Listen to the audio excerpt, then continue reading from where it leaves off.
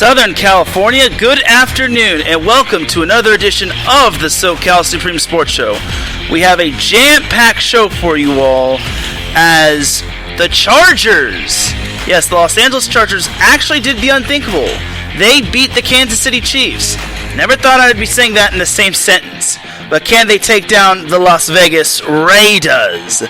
Also, the Rams pulled off a big win, taking down the reigning Super Bowl champion Tampa Bay Buccaneers.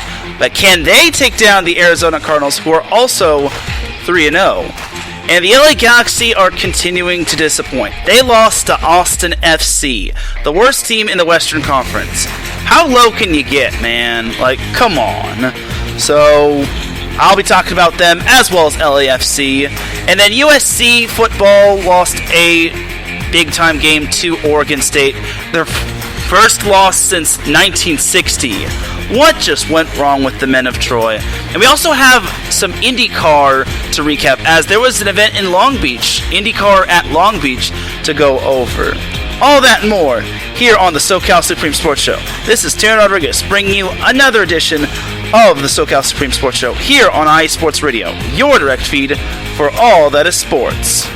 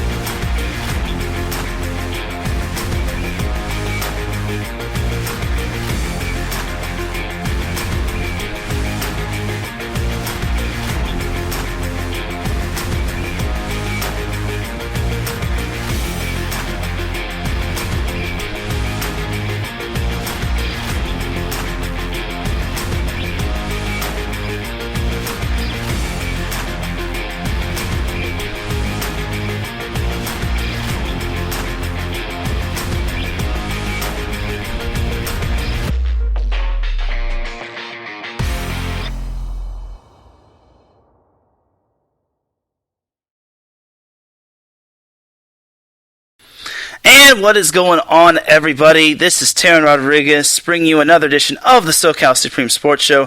Thank you all for tuning in on this beautiful Friday afternoon. Yes, it is TGIF. I am happy to bring you all another edition of the SoCal Supreme Sports Show, episode 61, as we will get underway. But first, we have the sponsor for IE Sports Radio. And the first sponsor for IE Sports Radio is the Southern California Warriors. Congratulations to the Southern California Warriors on getting a big 26-12 victory over the Las Vegas Saints. For those that aren't familiar with the SoCal Warriors semi-pro football team, they actually lost to the Saints earlier in week 2, but they were able to get their revenge on them and put on for their home fans as they won in Fallbrook at Fallbrook High School. That record actually puts the SoCal Warriors at 3-3 on the season, as they'll look to continue their winning ways this weekend. The world of semi-pro sports is unlike any other sports organization. Players pay to play in hopes of so many different outcomes, whether it's playing to get filmed to try out for professional teams, big-time colleges, or just playing to stay in shape. No matter what, all semi-pro players have one thing in common, and that's playing for the love of the game. The SoCal Warriors have been on a quest to earn titles and give players second chances since 2017. Whether you're in Southern California or anywhere in the world, give semi-pro sports a chance if you love your sport. You may get that second chance you have been waiting for as an athlete. You can follow them on Twitter at SoCal Warriors, and you can follow them on Instagram at Southern California_Warriors.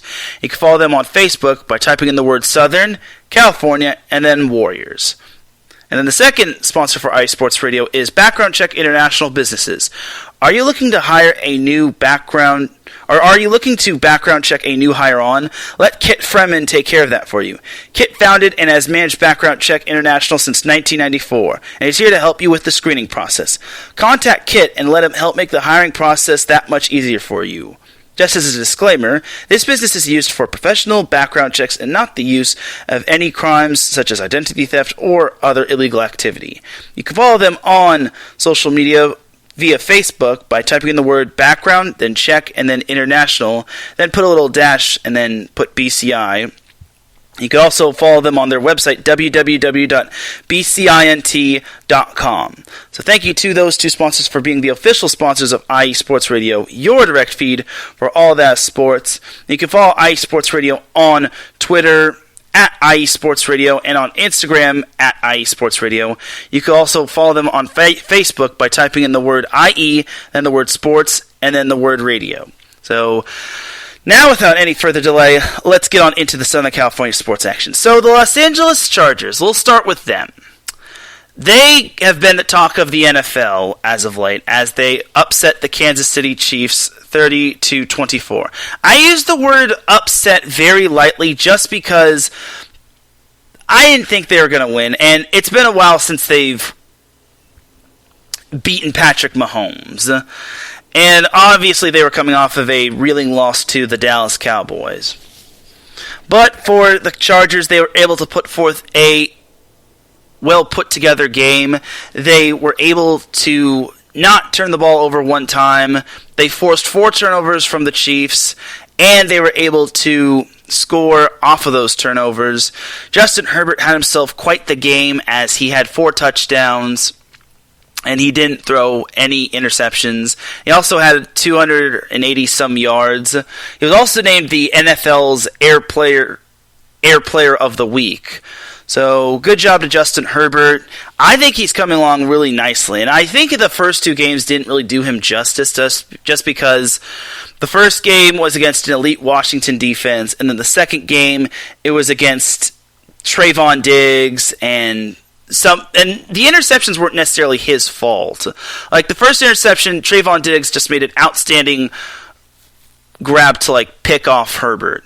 And then the second interception, Keenan Allen fell, and then he eventually threw it to the other team, which wasn't all his fault. Regardless, the Chargers are 2-1, while the Chiefs are 1-2. It's kind of funny, but it's not all that funny for Chiefs fans, so there's that. So the Chargers' next game is on Monday, as they'll be heading back to SoFi to take on the Las Vegas Raiders. So the Raiders, in my eyes, are going to be one tough opponent. The Raiders are 3-0, albeit 2 of their 3 games went overtime. And one of those 2 games, they had to play a backup quarterback in Jacoby Brissett. And then their other win was against the Pittsburgh Steelers, which they were missing T.J. Watt and whatnot. So, all in all, the Chargers are in for a tough game because Derek Carr leads the NFL in passing yards. And honestly, I think Derek Carr has been playing great as of late. He hasn't been playing perfect, but he certainly hasn't been playing bad. That's for sure. As he hasn't been catching the bug of turnoveritis. And more importantly, the Raiders are going to get Josh Jacobs back after he missed last week with an ankle injury. And the Chargers' run defense has been absolutely horrid, as they're also going to have to watch out for Kenyon Drake. But for the Chargers, it's kind of 50-50 on if they'll beat the Raiders. I originally had their game against the Raiders as a loss, just because I thought they would lose to the Chiefs. But it's kind of tough to tell with the Chargers. Like, the Chargers, as one of my buddies pointed out, can be 1 or 11. They're like an ace card. 1 or 11, and they could either be a big boom or a big bust. So, all in all for the Chargers, I give them a good chance at beating the Raiders just because their strength of schedule is a lot more promising than the Raiders because according to ESPN, the Raiders' strength of schedule, though they are 3-0, ranks 23rd out of 32. And then the Chargers' strength of schedule, despite them being 2-1, ranks 3rd out of 32, which is quite impressive. Because you look at the Raiders' opponents. They took on a beaten-up Ravens team, which they beat in overtime. And honestly, the Ravens probably should have won that one, but Lamar Jackson was just not on his A game for some odd reason. And then the Steelers were also shorthanded, and then same thing for what's their face, the Miami Dolphins and whatnot. I'm kind of surprised that the Dolphins were just unable to get a game-winning drive, and unfortunately for the Dolphins, Jason Sanders missed a field goal, and then they just forced Jason Sanders to make a field goal instead of just going for it for the touchdown. But I guess because Jacoby Brissett just isn't he isn't like up there in terms of elite. Like if they had Ryan Fitzpatrick, I think they might have been able to win that. But regardless, the Raiders have been impressive in their first 3 games, albeit some of them weren't at full strength. But same can be said for the Chargers. Against Washington, Washington didn't have Curtis Samuel. And then against the Cowboys offensive line and defensive line were beaten up. And then the Chiefs didn't have Frank Clark and a few of their other defensive guys. So all in all for the Chargers, I think their work is going to be a little cut out for them, but I actually have the Chargers just barely squeaking out the win 31-28. I think it's going to be a close game, and I would not be surprised if the Chargers had to win by 1 score, because all of their games have been by 1 score this season. They beat the football team 20-16. They lost to the Cowboys 20-17, and then they beat the Chiefs 30-24. So all in all for the Chargers, it's been a roller coaster ride, and I wouldn't be surprised if the Raiders had to play a close game against the Chargers as well. But regardless, it's going to be a great game.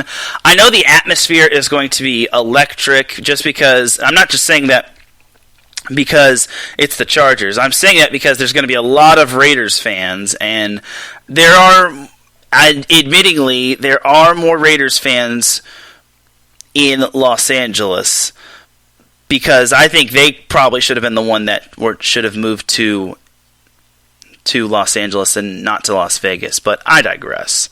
But it's going to be a great game, and to me, Justin Herbert doesn't care on if there's more Raiders fans or Chargers fans or whatnot. All he cares about is the game, and I totally agree with him. Just because the Chargers you don't get an added advantage if you have more fans. Like, you're not getting extra points because you have 75% more fans than the other team does. It doesn't work that way. So I'm looking forward to Monday Night Football. I'm a little scared, but not scared, but a little worried, but I think the Chargers can squeak one out in a shootout. Or a high-scoring affair. That's what I meant to say. But that's going to do it for the Chargers on this aspect. One more thing to close the book on the Chargers win over the Chiefs.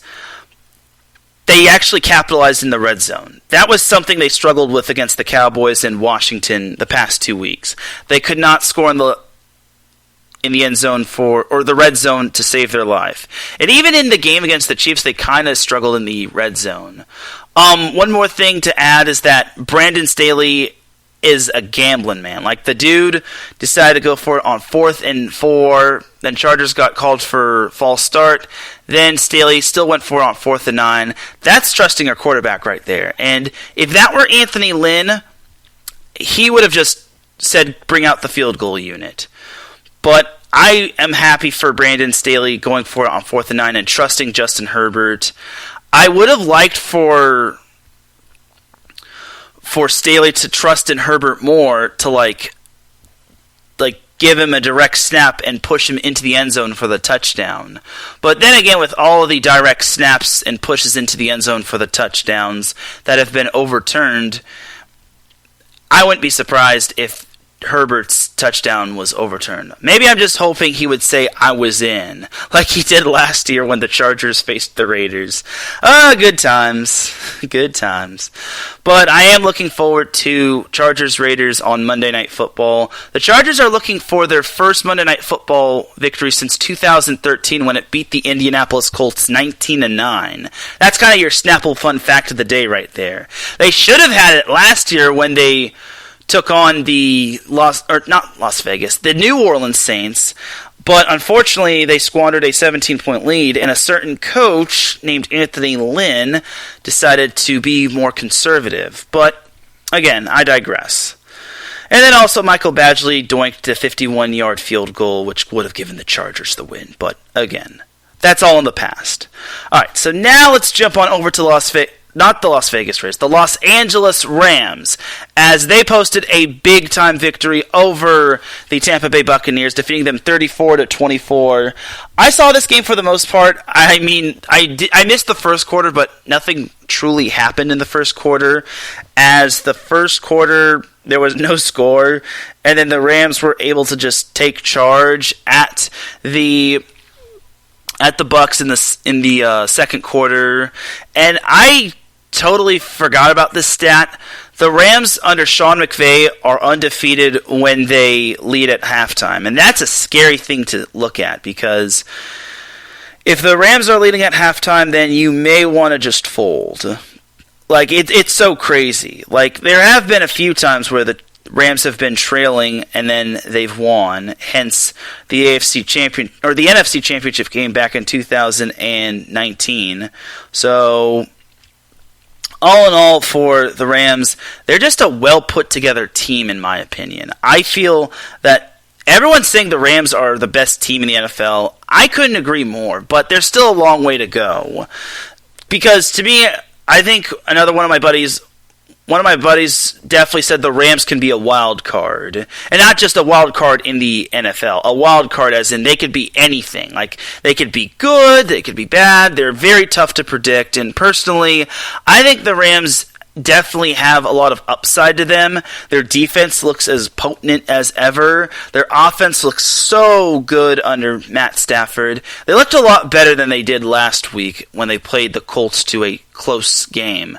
But all in all, for the Rams, they're playing great football, but they do face another talented team in the Arizona Cardinals, who are also 3-0, and that team has a lot of upside to themselves as well. Their defense looks a lot improved, but you kind of have to look at their body of work. Like, the Cardinals barely beat the Vikings in Week 2. They didn't really struggle, but in the first half they struggled against the Jacksonville Jaguars, and they also got kicked sixth, which was pretty funny. And then also, I don't know what happened with the Titans. Maybe the Titans were looking too far ahead, but that's the only impressive victory I can give the Cardinals. The Cardinals defeated the Titans with relatively good ease. They limited Derrick Henry. That was a big thing right there. But for the Rams, other than their win over the Colts, most of their wins have been impressive. Like, the Bears win was very impressive, and the win over Tampa Bay was also impressive. And believe it or not, the win over Tampa Bay marked a first for the Rams, as Aaron Donald finally got a sack on Tom Brady. He hadn't gotten a sack at any point against Tom Brady in his playing career, but he finally got that sack over Tom Brady. So, good for you, Aaron Donald. You finally got that elusive sack you've been waiting for. And that seems to be the problem with some of these teams that don't beat the Bucs. They're not getting pressure. That's also a count that the Bucs have a great offensive line with Tristan Wirfs, but it also is a count that Tom Brady still has it in him, even at age 45. It's really crazy. So, the Bucs this weekend, I know they're not Southern California, but the Bucs this weekend, they play the New England Patriots at New England. But we don't really care about the Patriots, and we don't care about Tampa Bay. Regardless, I'm certain that the Rams will be able to get. I'm certain the Rams will be able to defeat the Cardinals. It's not that I don't think the Cardinals are good enough. I think the Cardinals are a good team, and they're one of the more surprise 3-0 teams. Like, I personally thought they could be 2-1 at this point, but their win over the Titans really wowed me. The Rams, on the other hand, I think it's going to be a tough one to take down the Cardinals, but I think the Rams get the win. I think they're going to win let's say 38-28. And then for my prediction for the Chargers, I already said 31-28. So I have both teams winning this weekend, or winning this week. I have the Chargers winning over the Raiders and the Rams winning over the Cardinals. Because the last 8 times, it was like 8 or 9 times under Sean McVay, the Rams have not lost to the Cardinals. And the closest the Cardinals have been to defeating the Rams was 7 points, which is pretty funny. But, well, not funny for the Cardinals, obviously, but it's kind of funny when you look at it, because the Rams have pretty much been the daddy to the Cardinals. But also, Jimmy G has been the daddy to the LA Rams, so it's kind of the circle of life. I should also make note that next Thursday, the Rams will be playing the Seattle Seahawks, which the Seahawks are really struggling this. Well, not like really struggling, but they have been struggling quite a bit. They are 1-2, and they play the 49ers, and I expect the 49ers to beat the Seahawks. Like, the AFC West, to me, is up for grabs, kinda. It is the best division in all of the NFL, so all in all, for the Rams, they do have their work cut out from a little bit this week, and then they have a short week against another talented NFC West foe, but I think the Rams can get the win over the Seahawks as well. Like, I have them beating the Cardinals, but I also have them beating the Seahawks. If that defense gets to Russell Wilson ain't going to be cooking anything. Let me just tell you that. But that's going to pretty much do it for the NFL portion of the show. Now let's jump to the NCAA football portion of the show. So, gotta discuss USC. Alright, I was disappointed when I saw USC getting trounced by Oregon State. It was USC's first loss to Oregon State since 1960. That is how long it's been since USC last lost to Oregon. And it's quite ridiculous. I can't even put it into words. Like, I couldn't believe it. Like, Oregon State looked surprisingly amazing against USC. It's just mind-boggling. I can't believe it. Oh my god, USC getting the brakes beaten off of them against Oregon State just really surprised me. But I guess I said it best on Twitter. USC just showed no fight and no compassion and just no resolve. And honestly, it really is disappointing. But then again, I pretty much said it on Twitter. I think it's safe to say the season's over. I think USC fans kind of got to accept the fact that the season's over, and unfortunately, and this is a big unfortunately, they're not going anywhere this season. Now, if the entire Pac-12 South falls apart and then USC wins out, then that could be their breakthrough. But coming back from 2 losses in the Pac-12 and winning the whole thing, I don't know. And even if they do somehow make the Pac-12 championship game, they got to take on Oregon or maybe Stanford or heck, even Washington. So this has just been a disappointing season to say the least. And some are even being critical on Keaton Slovis. And some people, I do admit, have been overhyping Slovis. Like, some even said that Slovis would be a number 1 pick. I'm not kidding you. They said, one person, I don't know who it was, but someone said that Keaton Slovis can be a number 1 pick in the NFL. I don't believe that anymore. But for USC, I hope they can turn it around. They play Colorado this weekend. The good thing for USC is that they have not, I repeat, have not lost to Colorado in football. So that's good. The bad thing is that can USC really bounce back after that drubbing from Oregon State?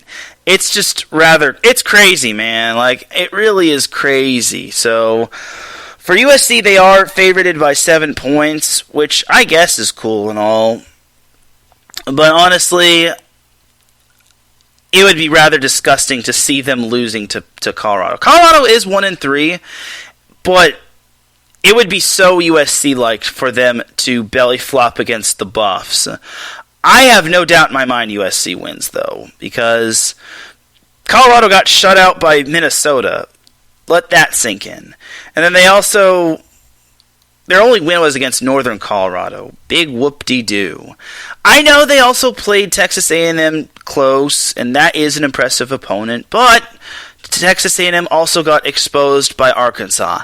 Now, if Texas A&M defeated Arkansas, I'd be singing a whole different tune, but that is not the case, as USC is just going to have to go back to the drawing board, and they'll just have to see what happens going forward, and they'll just have to play it out. And who knows, maybe if the chips fall into their place, maybe they could possibly sneak into that Pac-12 championship game, but it looks very doubtful. If USC had lost to non-conference opponents, I wouldn't be too worried, but since they lost to two conference opponents, I am rather disappointed. Alright, now let's jump to UCLA, which defeated Stanford last weekend 35-24. I was rather wrong when I said UCLA was going to lose, and I will eat a lot of crow when it comes to these guys. I personally think that UCLA is a much different team, and I think that loss to Fresno State kind of woke them up. I understand that Fresno State's a good team, and so is Stanford, but for Stanford to kind of sputter in the second half kind of is a little surprising. But for UCLA, I'm glad they were able to bounce back after that tough loss last weekend, or the previous weekend. Regardless, UCLA did look a lot more impressive, especially Kyle Phillips. So for UCLA, they play Arizona State this weekend. Now, that's going to be a fun little game. They're back at the Rose Bowl, and I think that UCLA has a good chance. Arizona State is not invincible, yes, but I wouldn't say that they're not bad. Jalen Daniels, I think that's his name, Jaden Daniels, is kind of going to get his little homecoming as he's coming back to SoCal, and he'll be playing for Arizona State. But for UCLA, they have a lot of momentum. Arizona State's only loss was to BYU, and BYU was a relatively decent team. Arizona State has the potential of putting up points, and Daniels is actually more impressive. But DTR, man, he's actually putting up some impressive numbers. He only has one interception. He's got 9 tutties. He's got tutties, as in touchdowns. And he's got 919 yards. And then, like I said, Kyle Phillips has been a beast for UCLA, so I wouldn't be surprised if UCLA just abandoned the run game altogether and they just threw the ball multiple times. UCLA has the Arizona schools as they play Arizona State this weekend at the Rose Bowl, and then they play at Arizona the following week. And then UCLA has a little bit of a gauntlet as they face Washington at Washington, and then they play Oregon, number 3 Oregon, at the Rose Bowl on the 23rd. But I'm not looking that far ahead. Right now I'm just looking at Arizona State. It's so tough to determine if UCLA can beat Arizona State. I think Arizona State is a much better team than that 3-1 record says, because playing at BYU is so tough, because you have to, first of all, BYU has some raucous fans, and then second of all, when you play at BYU, it's a higher altitude and whatnot. So yeah, I kind of forgot to take that into consideration. But for UCLA, I think they'll squeak out the victory. I'm not picking against UCLA anymore, unless I really think it's the correct decision to. I think UCLA will get the victory say 35-31. I think DTR leads them to a final touchdown drive, and then Arizona State, unfortunately, falls just short of its goal, and then UCLA manages to get the victory. So USC fans obviously don't want to hear it, and neither do Arizona State fans. But that's how it is. So there's that right there. So then the final team, when it comes to the FBS college football teams in Southern California, is San Diego State, as they were able to trounce the living daylight out of Towson last weekend, as it was no surprise they would win. Like, come on. Are we really going to doubt San Diego State? Like, they're on a roll, which is kind of surprising. So, good for San Diego State. My only qualm is that they are not ranked yet, but hence the word yet. There's still plenty of time for them to be ranked and whatnot. So, I wouldn't count them out of the fold just yet. Like, San Diego State is a perfect 4-0. They haven't played any conference games, unfortunately, and they don't have any games this weekend as they have a bye week. But they are back next weekend against New Mexico. I think their true test is going to come against Fresno State. That team has been battle-tested, and I would not be surprised if Fresno State were to actually pull out the win. Because both San Diego State and Fresno State are in the Mountain West Conference Western Division, and also San Diego State's remaining schedule looks rather intimidating, as you look at San Diego State's schedule. They got New Mexico and San Jose State. Those two should probably be wins. Then they have Air Force. That's most likely a win. Then Fresno State. That's going to be a toughie. Hawaii. That shouldn't be that tough. Nevada could also be a semi-toughie.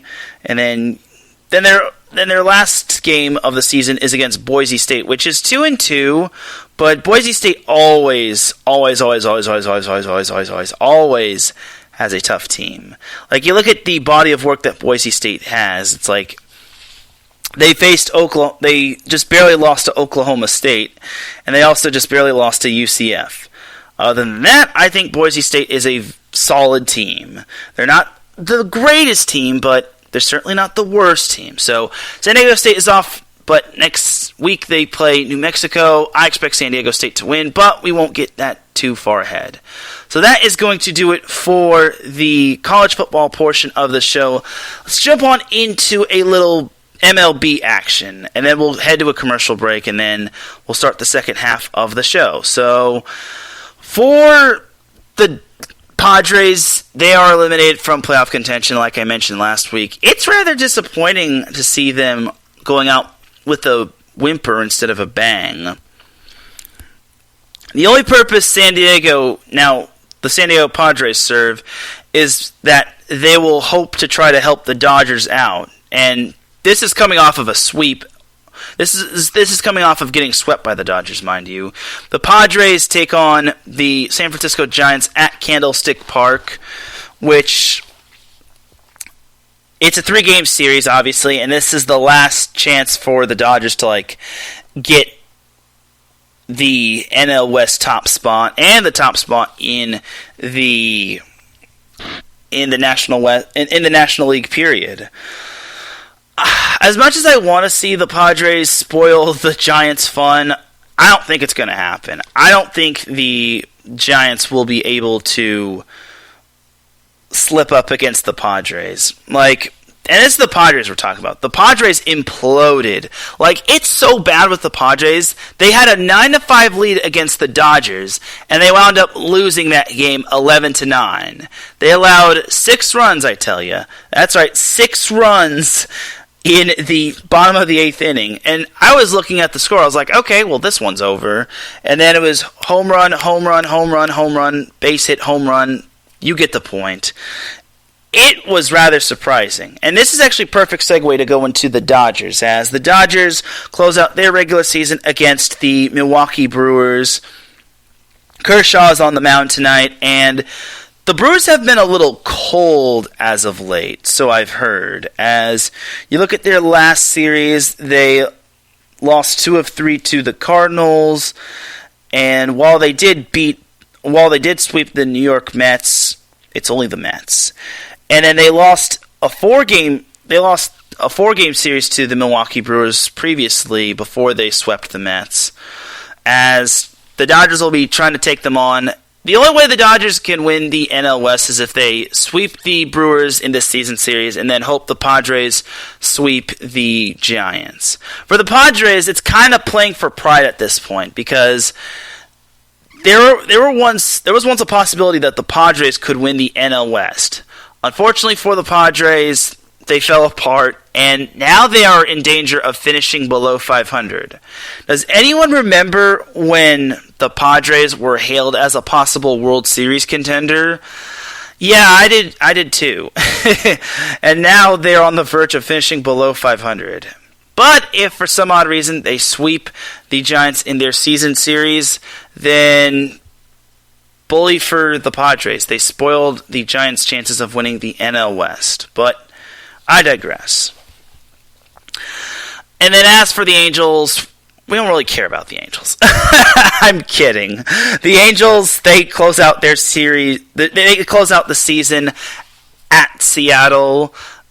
Seattle is actually trying to make the postseason themselves as the wild card team, because the Houston Astros managed to win the AL West, which is disappointing, but it is what it is. Like, I knew the Astros were going to win the AL West, but I didn't think the Angels would be bad.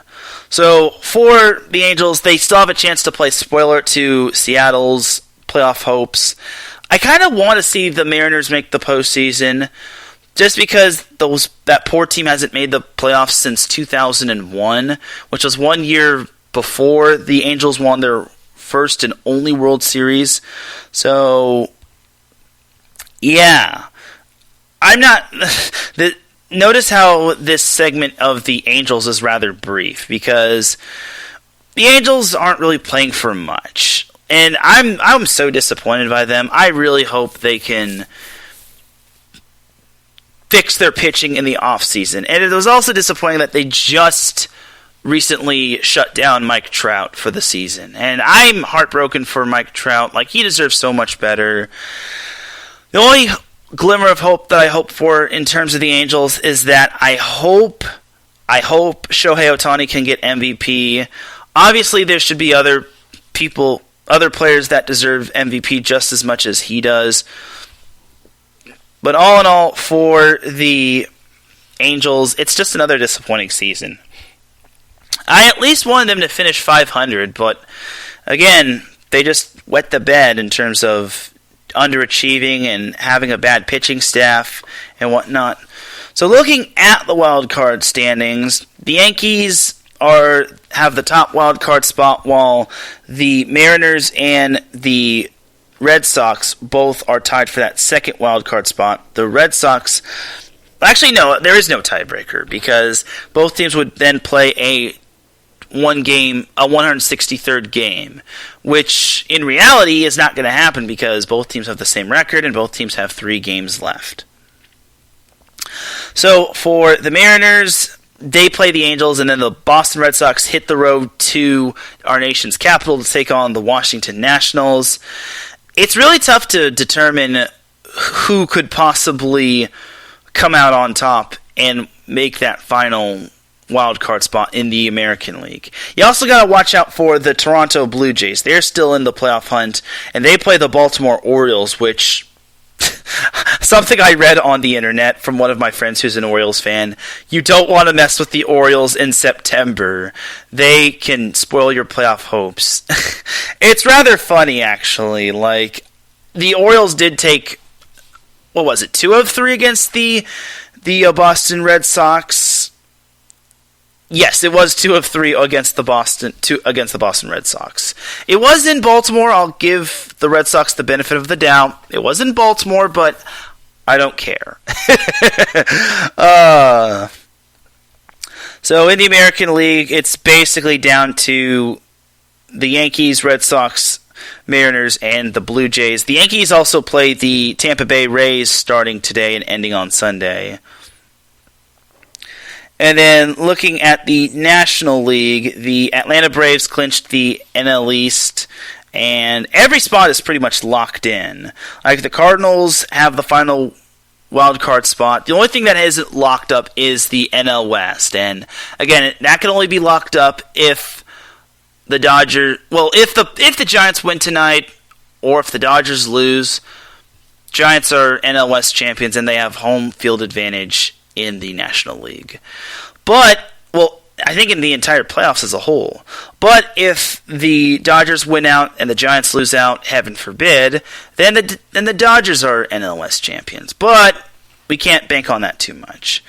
I could still see it going either way between the Dodgers and the Giants. However, the Giants are playing such great baseball. I know they just swept the Arizona Diamondbacks, and no offense to Diamondbacks fans, but that's not really that impressive. But the Giants have a big test, one final test against the San Diego Padres, while the Dodgers take on the Brewers, and it should be a fun time. So, all in all, the baseball season is pretty much over for Southern California's teams, except for the Dodgers. So, we'll see if the Dodgers can make a big playoff push. But that is going to do it for the first half of the show. Thank you to everyone on Twitter Spaces that have listened along. We're actually going to take ourselves a quick little commercial break. If you're listening on Spreaker, we'll be back after this commercial break. And when we come back, we'll have talk of the MLS. And then afterward, we'll have the Dum Dum of the Week Award. So you're listening to Set Point here on IE Sports Radio, your direct feed for all that is sports. We'll be right back after this.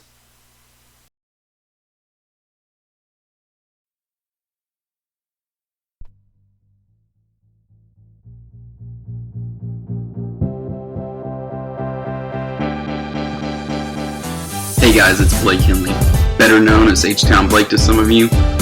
Happy to announce that Bases Loaded is back and in full force. We'll be bringing that high heat every Tuesday night here on IE Sports Radio.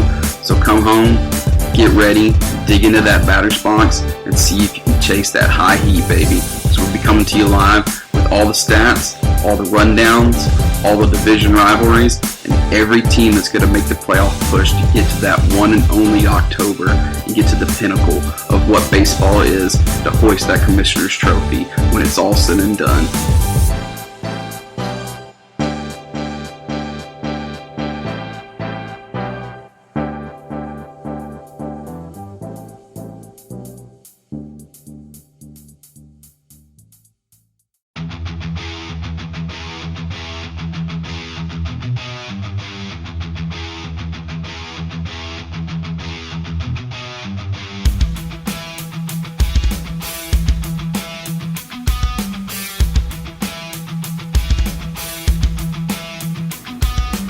What is going on, everybody? This is Ben Mattello, the host of the Yinza Report, right here on IE Sports Radio. I'm bringing you the latest in the Steel City, the City of Champions, from the Steelers, the Penguins, the Pirates, as well as the college game with both Penn State and Pitt. You could join me every Tuesday afternoon at 1 o'clock Eastern Standard Time, right here on IE Sports Radio, where I'll be talking about everything from the Steel City, the City of Champions, right here on IE Sports Radio, your direct feed for all that is sports.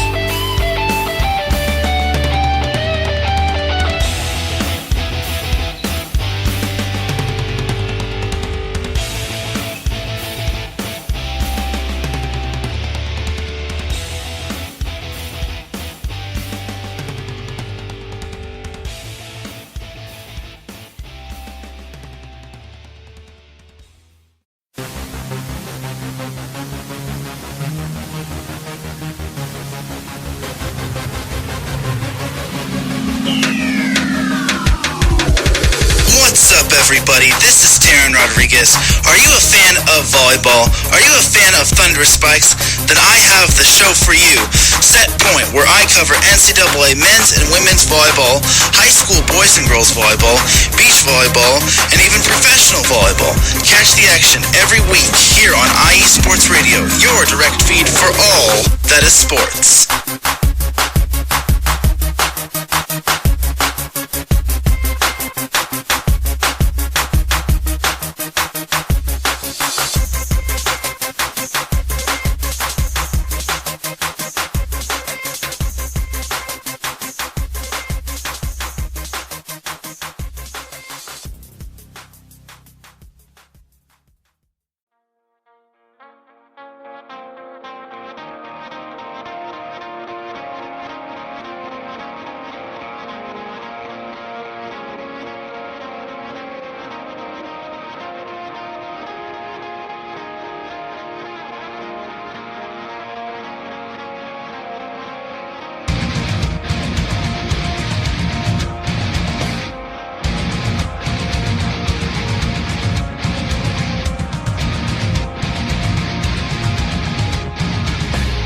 Hey sports fans, do you like wine?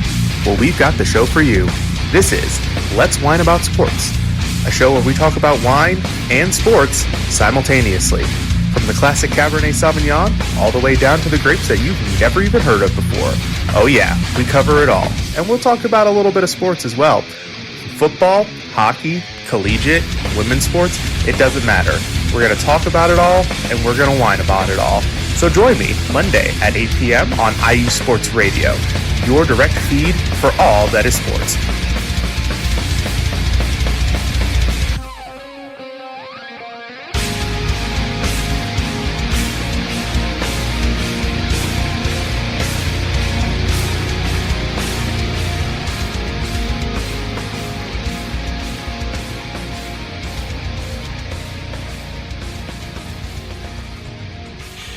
That's right, everybody. You can check out all of our amazing shows on several different streaming platforms, whether it's Google Podcasts, Apple Podcasts, Spotify, YouTube, Spreaker, iHeartRadio, you name it. So, iSports Radio is also on Twitter at iSportsRadio, and it's also on Instagram at iSportsRadio. You can also follow them on Facebook by typing in the word IE and the word sports, and the word radio.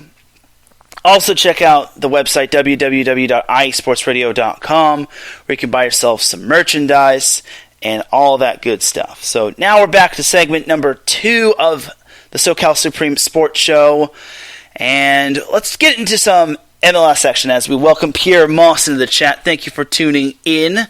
He says, El Tráfico, and he says, great job as always, and I appreciate that. And let's talk some MLS, and let's talk some LA Galaxy and LAFC.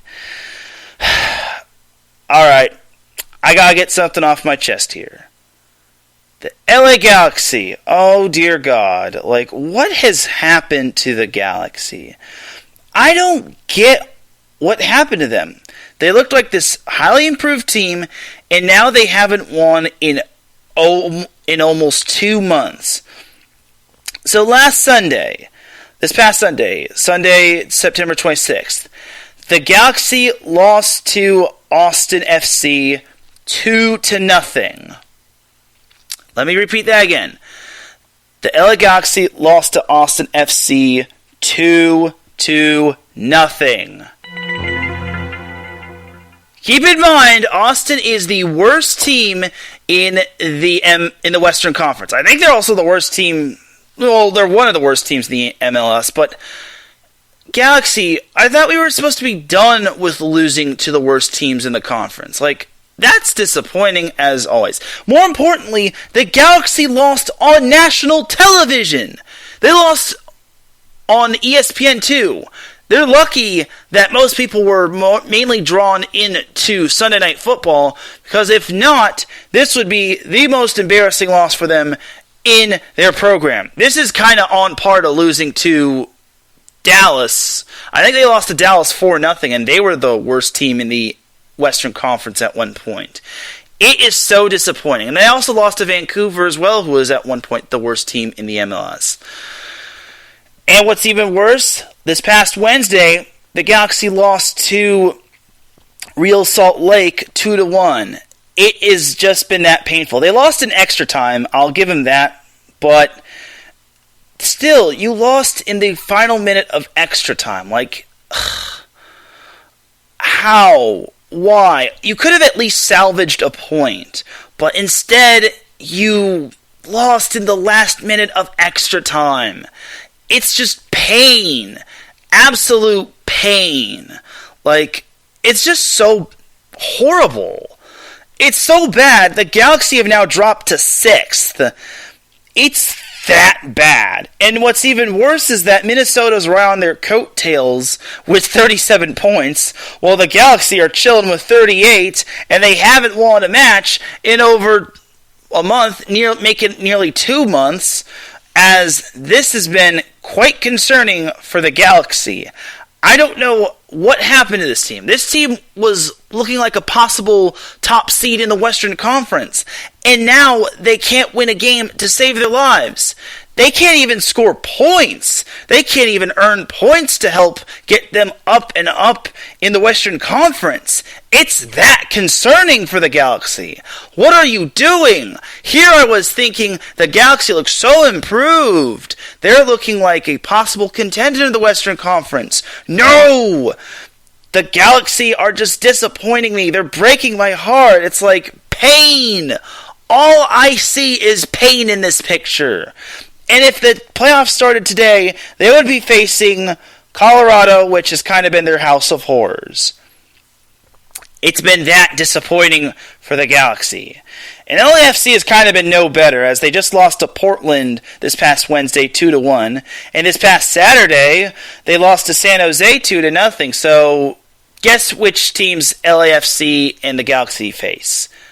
That's right, one another. As Pierre said it in the chat room, El Tráfico. And this is kind of a crucial El Tráfico for both teams, as... Well, it's not so crucial for LAFC, but it's more crucial for the Galaxy, because if they somehow don't win, and I say that as in if they tie or if they lose... It will have been 2 months, I said it, 2 months since the Galaxy posted a victory. It's been that sad for the Galaxy. And here everyone was thinking they look so improved. This is going to be a team that's going to make noise in the Western Conference. No, they're going the opposite direction. I can't believe what has happened. I could also say this is a big game for LAFC because they've now lost 3 in a row, 2 of which were to Portland, mind you, as they'll be hitting the road to... Well, not hitting the road, but they'll be heading to Dignity Health Sports Park, a.k.a. I think that was former StubHub Center in Carson, to take on Galaxy. So, looking at the table in the Western Conference, the Galaxy, like I said, they're number 6 in the Western Conference. LAFC is 9th. They actually have 33 points. But a win over the Galaxy could elevate them to the number 8 spot. They certainly won't be able to overtake Minnesota, because last I checked, the MLS does not dock teams' points. But I digress. So, the Galaxy really need to win. Like, they're certainly not going to catch Seattle and Sporting KC, and catching Colorado at this point is kind of out of the question. But for the Galaxy, they could still try to overtake Real Salt Lake and Portland. Like, they just need some sort of win, man. Like, this is ridiculous that the Galaxy have not won in almost 2 months. But looking at the schedule, they have Portland next week, and Portland has been hot as of late. Unlike the Galaxy, they haven't lost in pretty much a month or so. And Portland has aspirations of boosting its position in the Western Conference. Portland's last loss was against Austin, ironically enough, where they lost 3-1 on Saturday, August 21st. So it actually has been over a month since Portland last lost, which is kind of funny. So, but for the Galaxy, back to the Galaxy, they really need a win. Like, they need a win in the worst way possible, because they kind of do get a little bit of a breather after they face Portland, but then with matches against Dallas or against Houston and Dallas are, as I call it, the Texas two-step. But then after they face Dallas on October 23rd, they have to hit the road to Kansas City to take on Sporting KC.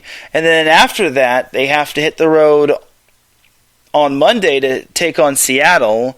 And then the following Sunday, they got to come back home to take on Minnesota, which is going to be a very tough outing. And that Minnesota match actually is their season finale, their regular season finale. And that could prove to be crucial because Minnesota is the number 7 seed. And the top 7 teams go to the playoffs.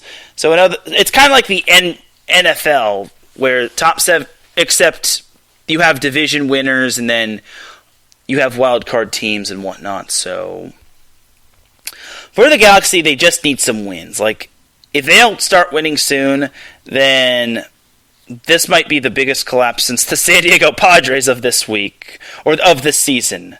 Regardless, there's still plenty of time, but they need wins. Like, this is kind of getting ridiculous for the Galaxy. So that's kind of going to do it for the MLS portion of the show. I know it was a little brief, but that will do it just because the Galaxy and LAFC have been losing like Mad Hatter.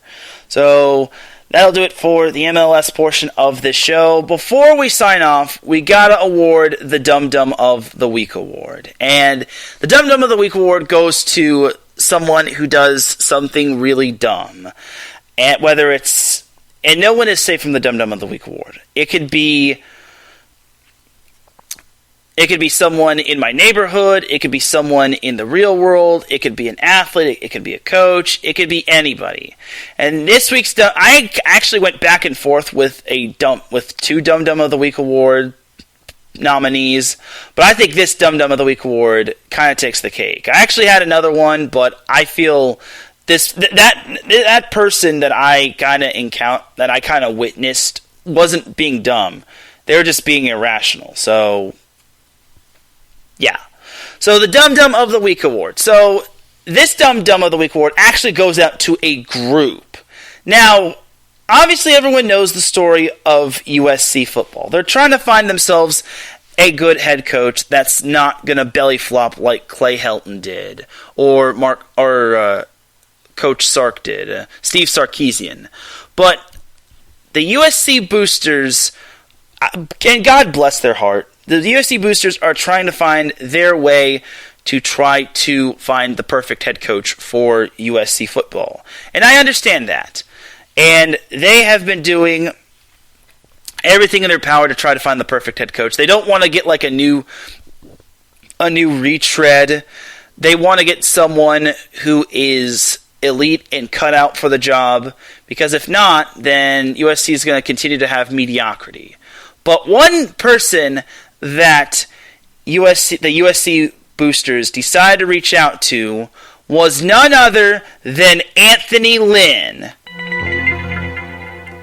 Let me say that again. The USC Boosters decided to reach out to Anthony Lynn. Anthony Lynn, the former Chargers coach, mind you, the former Buffalo Bills coach back when they were mediocre. The USC Boosters reached out to Anthony Lynn. Anthony Lynn?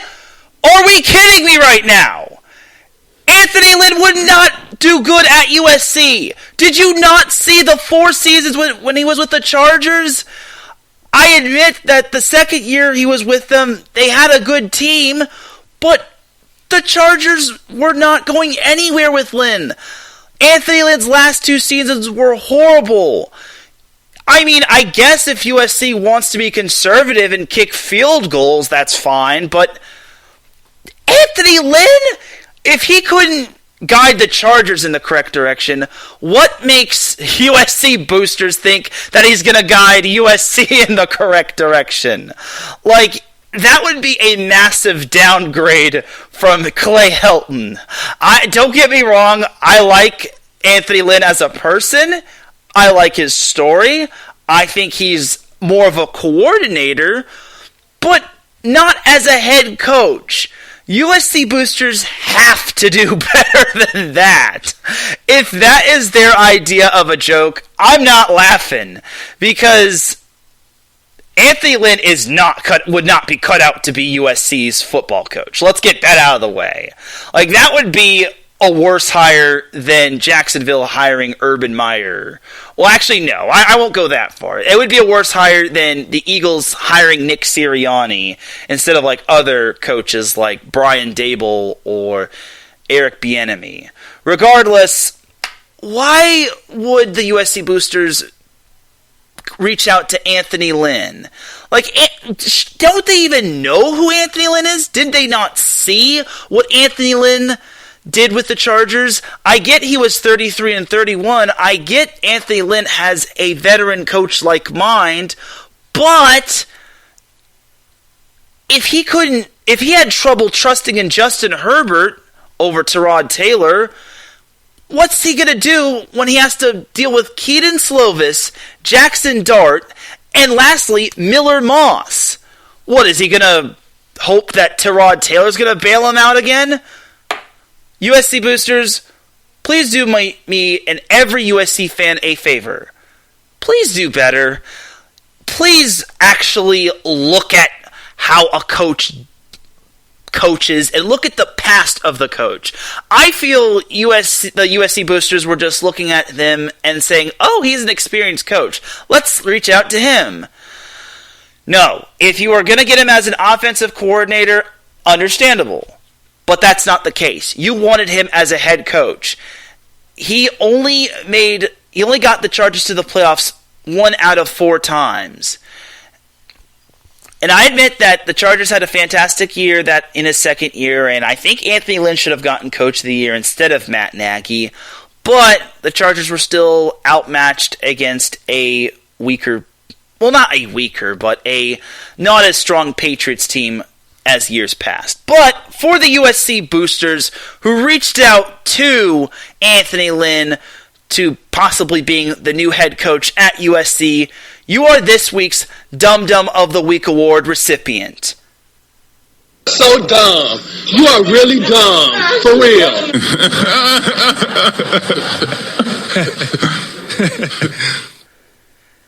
And that, my friends, is all she wrote.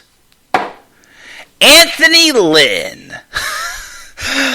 You couldn't have gotten somebody a little bit better. Like, come on, man. What are you doing? What are you doing, USC boosters? Why are we resorting to this? But on that note, that's going to do it for the SoCal Supreme Sports Show for this week. I appreciate everybody tuning in. But before I continue to lose my mind over USC boosters reaching out to Anthony Lynn, it's time we get on out of here because I got to get ready for work and I got to get me some grub because I'm getting the munchies. You dig? Thank you very much for tuning into the SoCal Supreme Sports Show for this week. I appreciate you all tuning in. If you listen live on Twitter Spaces, I appreciate you. If you listen live on Spreaker, I appreciate you. If you are listening on the playback, I appreciate you. If you're listening at any time of the day, I appreciate you. Shout out to Gina G, who was listening on the Twitter Spaces. Shout out to Pierre Moss, who popped in the chat room. I appreciate you, my brother. I really do. And shout out to the entire iSports Radio family for continuing to be awesome. We have a great team, and we are going to continue to do great things. And I hope we do become a household name because we are for the people, by the people. For everyone here at IE Sports Radio, this is Teran Rodriguez signing off. You all have yourself a great rest of the day. Enjoy the weekend. Just be kind to one another. Don't be silly and be dumb. Otherwise, you will be the Dum Dum of the Week award. But just be an overall good person.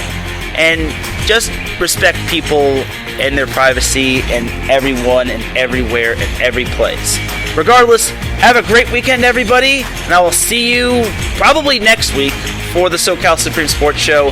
I said I won't be going live with Set Point because I just need a week to charge my batteries. Unless, of course, we get a big upset. But for right now, have a great weekend. And remember, SoCal is for SoCal. Peace!